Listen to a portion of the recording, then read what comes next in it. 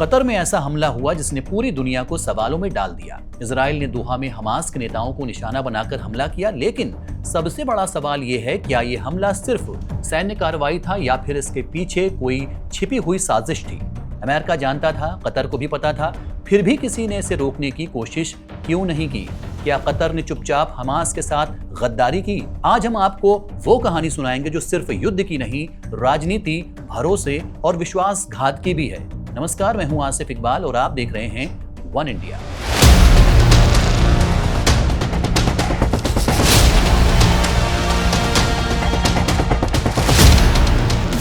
Hamas एक ऐसा संगठन है जो पहले कतर के लिए ताकतवर साथी था, लेकिन 2023 में हमास के हमले में 1200 इजरायली मारे गए, सैकड़ों बंदी बनाए गए। इसके बाद इजराइल ने गजा में बड़ा हमला शुरू कर दिया।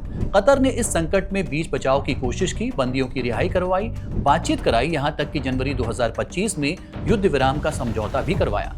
लेकिन इसके बाद बातचीत आगे नहीं बढ़ी। विश्लेषक मुसाब हसन यूसुफ का कहना है कि हमास अब कतर के लिए बोझ बन गया है। पहले जहां कतर बातचीत कर फायदा उठा रहा था, अब वही परेशानी का सबब बन चुका है। जैसे ही हमास मदद से ज्यादा दिक्कत बन गया, कतर ने उसे छोड़ दिया। कतर ने हमास से कहा, नए युद्ध विराम प्रस्ताव पर ध्यान दो, लेकिन उसी समय इजरायली हमला कर दिया गया। क्या यह महज संयोग था या तीनों देशों इजराइल, अमेरिका और कतर के हित एक जगह आ मिले थे?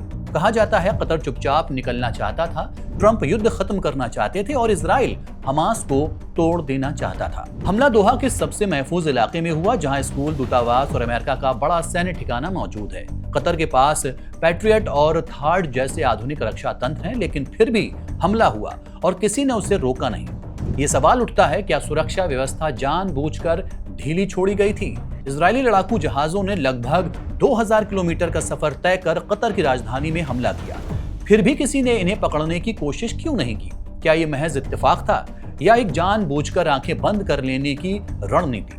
रास्ते में सऊदी अरब और जॉर्डन आते हैं। हालांकि जॉर्डन, जिसके पास उन्नत वायु रक्षा प्रणालियां मौजूद हैं, उसने दावा किया है कि इजराइल ने हमले के दौरान उसके हवाई क्षेत्र का इस्तेमाल नहीं किया है। तो इसका मतलब है कि कतर पर हमले के लिए इजराइल ने सीरिया और इराक के हवाई क्षेत्र का इस्तेमाल किया होगा, क्योंकि इन दोनों देशों के पास इजरायली विमानों को गिराने की तकनीकी ताकत नहीं है। जब इजराइल ने ईरान पर हमला किया था तो उसके विमान सीरिया और इराक के हवाई क्षेत्र का इस्तेमाल करके वहां पहुंचे थे।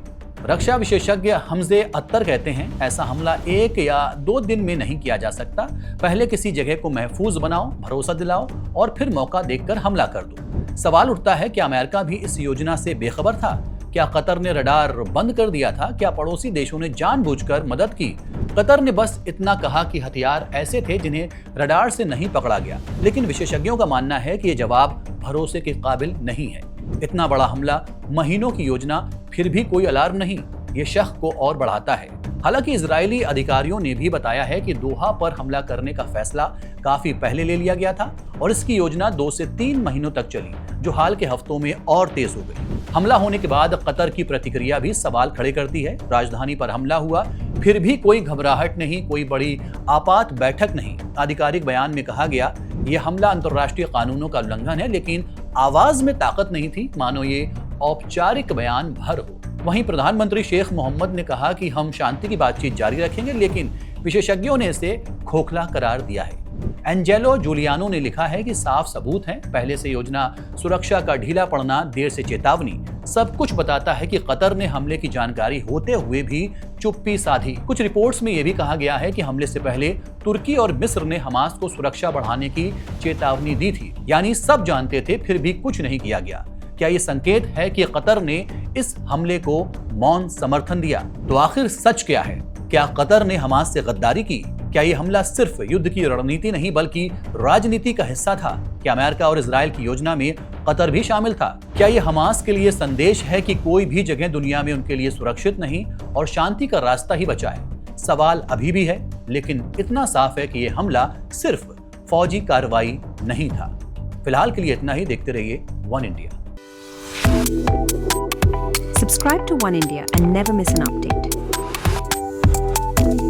Download the One India app now.